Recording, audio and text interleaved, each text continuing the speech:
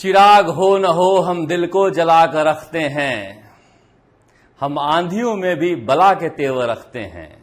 मिला दिया है हमारा पसीना मिट्टी में, मगर आज भी हम आंखों का पानी बचा कर रखते हैं। सचिन पायलट के समर्थक यही कह रहे हैं कि हम अब भी बला के तेवर रखे हैं, मिट्टी में हमारा पसीना मिल गया है मगर आंखों का पानी बचा कर रखे हैं। जो भी बचा कर रखे हैं उसे सहेजने के लिए सभी को इंतजार है 19 जून का, जब राहुल गांधी भारत लौट रहे हैं। तो क्या छत्तीसगढ़ से जो अच्छी खबर आई है उस तरह की खबर राजस्थान से आएगी? छत्तीसगढ़ के सरगुजा से अच्छी खबर आई है कि भूपेश बघेल और टीएस सिंहदेव एक दूसरे से मिले और एक दूसरे की तारीफ करते हुए मंच को साझा किया। यानी हम साथ साथ हैं का द एंड जो झगड़े की फिल्म की थी, हम साथ साथ हैं से खत्म हुई है। क्या राजस्थान में भी कोई ऐसी पिक्चर आएगी? क्योंकि अभी तक तो यहां पर सुपर डुपर पिक्चर जानी दुश्मन चल रही है। मुख्यमंत्री अशोक गहलोत और सचिन पायलट में क्या समझौता होगा, इसे लेकर दोनों के ही समर्थक आस लगाए हुए हैं। और इस बीच सचिन पायलट अपने लोगों से मिल रहे हैं और उनसे कह रहे हैं कि लंबी लड़ाई के लिए तैयार रहो।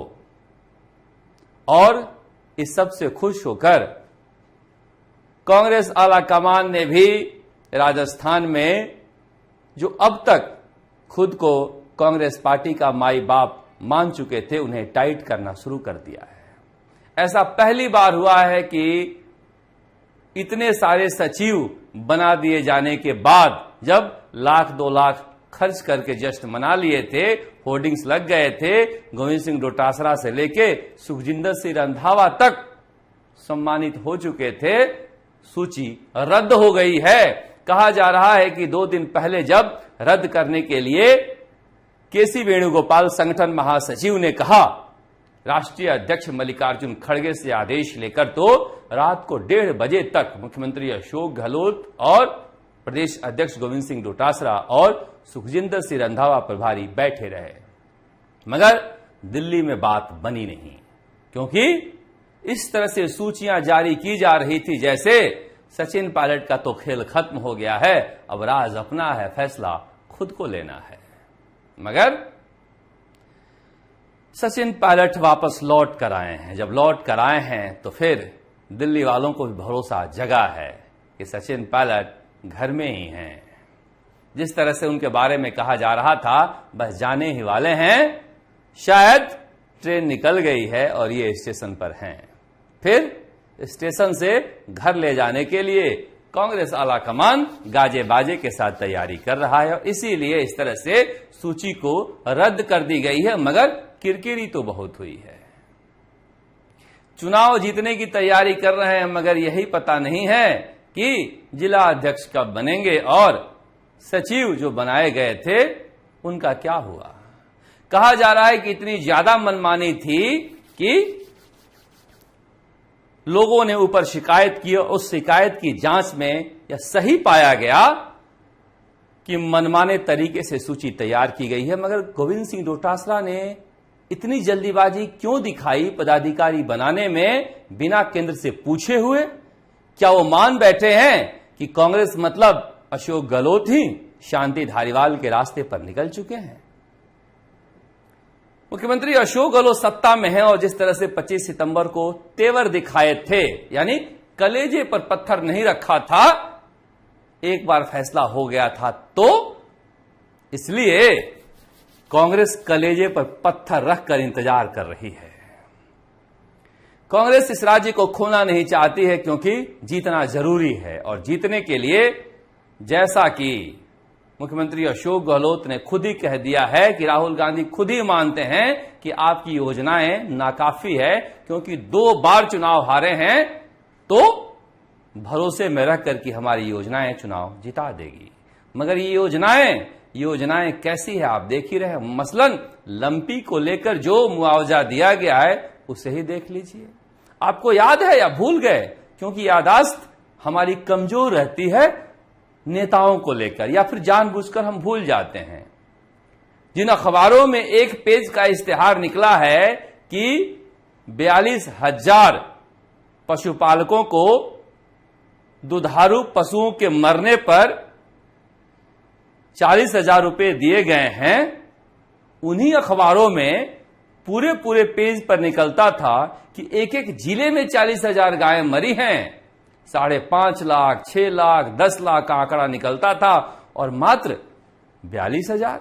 तो फिर बाकी के जो 5 लाख हैं वो क्या कांग्रेस को वोट नहीं देंगे? पता नहीं, मगर कहा जा रहा है कि चुन चुन कर अपने लोगों को नेताओं ने, कांग्रेस से जुड़े नेताओं ने मुआवजा दिलवाया है। इससे जितने लोग खुश हैं उससे ज्यादा नाराज हुए हैं। यही हालत योजनाओं की है। इसलिए हम कह रहे हैं कि योजनाओं के बल पर चुनाव जीतने के बजाय साथ कैसे आएं और भरोसा कैसे जगाएं, इस पर बहस होनी चाहिए। अब रमीला खड़िया को ले आए, बताइए। रमीला खड़िया ने बातचीत में कहा था कि मेरे पास कोई पैसा लेकर नहीं आया था, और मुख्यमंत्री अशोक गहलोत कह रहे हैं कि घर के बाहर पैसा रखा था। रमीला खड़िया के कांड के बाद जो एफआईआर दर्ज हुई है वो आपको याद है। भरत मालानी और अशोक सिंह उसमें अभियुक्त थे और आपस में बात कर रहे थे कि मंत्रिमंडल में फेरबदल होना है तो सरकार वैसे ही गिर जाएगी, और 30 जून के बाद सचिन पायलट का भाग्य फिर रहा है तो मुख्यमंत्री बन सकते हैं। ऐसी बातों के आधार पर रमीला खड़िया के समय गिरफ्तारियां हुई थी जिन्हें जमानत मिल गई, और पूरे एफआईआर को हमने फिर से पढ़ा, उसमें कहीं जिक्र नहीं है कि उनके घर के बाहर डिक्की में पैसा था। तो क्या मुख्यमंत्री अशोक गहलोत की जानकारी के बावजूद एफआईआर में यह बात नहीं दर्ज की गई? क्या एसओजी के या फिर एसीबी के अधिकारियों को सजा नहीं मिलनी चाहिए इसके लिए कि झूठी एफआईआर दर्ज की है? क्योंकि एफआईआर में कहीं इस बात का जिक्र नहीं है। कमाल की जांच है। लोग कह रहे हैं किसका पैसा था, खरीदने के लिए था या किसी को बदनाम करने के लिए था? क्योंकि पैसा वाला बड़ा नेता उसी इलाके से आता है जो सत्ता का बेहद करीबी है। खैर, रमीला खड़िया पता नहीं अब नया बयान दें, मगर वो बयान हमारे पास है और सबके पास है, जब उन्होंने कहा था कि उनसे संपर्क किया गया था मगर पैसे का ऑफर नहीं था। ये बात मैं इसलिए कह रहा हूं कि जब बीती बातें आप कुरेदोगे और जानबूझकर ताकि खाई और चौड़ी हो, गहरी हो, तो फिर उससे सच भी निकलना चाहिए। उसे झूठ का पुलिंदा निकलता है तो फिर जनता को भी तकलीफ होती है। क्योंकि मुख्यमंत्री अशोक गहलोत हो या कोई भी हो, मुख्यमंत्री के पद पर हैं तो फिर भरोसे का संकट नहीं होना चाहिए। पुलिस को इसकी जांच करनी चाहिए। और फिर कैसे मुख्यमंत्री हैं जो इतने सालों बाद भी जांच हो नहीं पाई?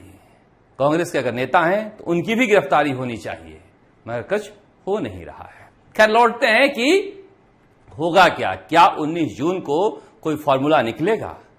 सुखजिंदर सिंह रंधावा कह रहे हैं कि फॉर्मूला दोनों को पता है क्या है, कहा गया है बताना नहीं, इसलिए बता नहीं रहे हैं। तरह तरह के कयास लगाए जा रहे हैं कि फॉर्मूला क्या है, मगर बड़ा सवाल है कि क्या टीएस सिंहदेव और भूपेश बघेल की तरह दोनों एक मंच पर कभी आ पाएंगे? क्या सचिन पायलट अपनी आंखों का पानी बचाने के लिए पद के बजाय अपनी मांगों को प्राथमिकता देंगे और फिर इंतजार करेंगे? क्योंकि साजिशों का लक्ष्यागृह तो अब भी बनाया जा रहा है। एक वीडियो आया था जिसमें एक मंत्री आगे आगे जा रही हैं और पीछे पीछे मुर्दाबाद के नारे लग रहे हैं और सचिन पायलट जिंदाबाद के नारे लग रहे हैं। वीडियो की जांच कराया गया तो पता चला कि वो तो मंत्री के कार्यकर्ता थे जो अपनी जातियों को, लोगों को जगाने के लिए, उकसाने के लिए अपने ही लोगों से नारे लगवा लिए थे। अगर इस तरह के वीडियो जारी होते हैं तो फिर ये खाई कैसे खत्म होगी, ये समझ में नहीं आता। क्या सचिन पायलट को फोन करना चाहिए मुख्यमंत्री अशोक गहलोत को और जाकर चाय पीनी चाहिए और चाय की मिठास से कांग्रेस को आगे बढ़ानी चाहिए? क्या कांग्रेस के कार्यकर्ता चाहते हैं कि दोनों मिलकर चुनाव लड़ें? पता नहीं, मगर फिलहाल तो ऐसा लग रहा है कि दिल्ली और मुख्यमंत्री अशोक गहलोत के बीच कोई समझौता होना जरूरी है।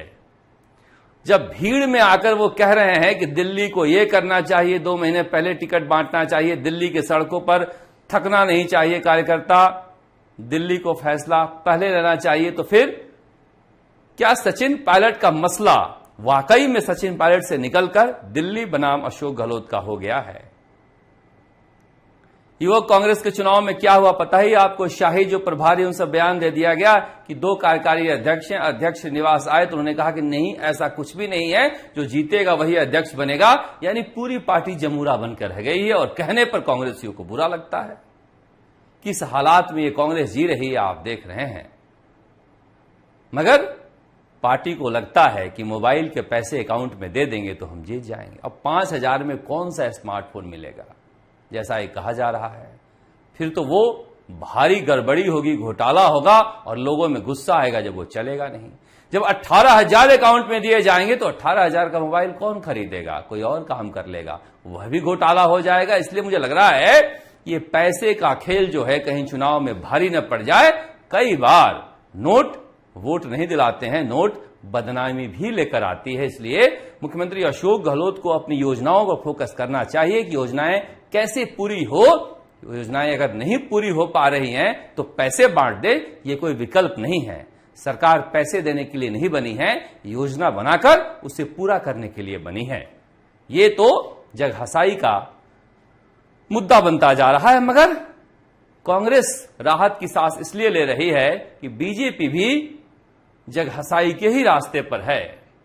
पार्टी बन ही नहीं पा रही है ठीक से कि कौन तो चुनाव प्रभारी होगा, कौन चुनाव लड़ेगा, किस तरह से बड़े नेता एक साथ बैठेंगे, क्योंकि वहां भी एक दूसरे की टांग खिंचाई जारी है। वसुंधरा राजे के बारे में कहा जा रहा है कि 2-3 दिनों में घोषणा होनी है। दूसरा पक्ष कह रहा है नाजी नाम तो कट चुका है, कोई मतलब भी नहीं, उनके लोग फैला रहे हैं ताकि कुछ लोग घर पे आते जाते रहें, मिलते रहें। तो फिर कौन है, क्या है, कोई तस्वीर तो सामने आए जनता के सामने। जब तक तस्वीर सामने नहीं आएगी, जनता भी तस्वीर साफ नहीं कर पा रही है। हनुमान बेनीवाल भी सचिन पायलट के रुख से उदास हैं। उन्हें लग रहा है कि सचिन पायलट के इंतजार में हम लंबा समय जाया कर दिए, अब हमें फैसला लेना चाहिए। वो दूसरे दलों से बातचीत कर रहे हैं और एक गठबंधन तैयार करने की कोशिश कर रहे हैं, क्योंकि वहां भी जो सोच रहे थे वो हो नहीं पा रहा है। राजस्थान की सियासत फिलहाल अटकी हुई है, मगर कहा जा रहा है कि 30 जून से पहले पहले यानी इस महीने दोनों ही पार्टियों में तस्वीर साफ हो जाएगी। सचिन पायलट राजस्थान में रहेंगे या जाएंगे, कार्यकारी अध्यक्ष बनेंगे, राजस्थान में अध्यक्ष बनेंगे पूर्णकालिक, या कैंपेन कमेटी के चेयरमैन बनेंगे, या फिर महासचिव बन के दूसरे राज्य में जाएंगे। वसुंधरा राजे कैंपेन कमेटी के चेयरमैन बनेंगे, या फिर जिस तरह से अशोक गहलोत महासचिव की हैसियत से राजस्थान में घूमते रहे थे, वो भी राष्ट्रीय उपाध्यक्ष की हैसियत से राजस्थान में घूमती रहेंगी। ये सारा कुछ तय हो जाना है 30 जून के पहले पहले। मगर जनता सब देख रही है कि सत्ता के लिए अभी से लड़ रहे हैं ऐसे, तो सत्ता में आने के बाद क्या करेंगे? वही करेंगे जो कांग्रेस ही कर रहे हैं, पता नहीं। मगर जनता की नियति तो यही है। फिर भी 5 साल बाद तो मौका आता ही है, वो रगड़ निकाल लेती है। आप देखते हैं राजस्थान तक। नमस्कार, जयपुर से शरद कुमार।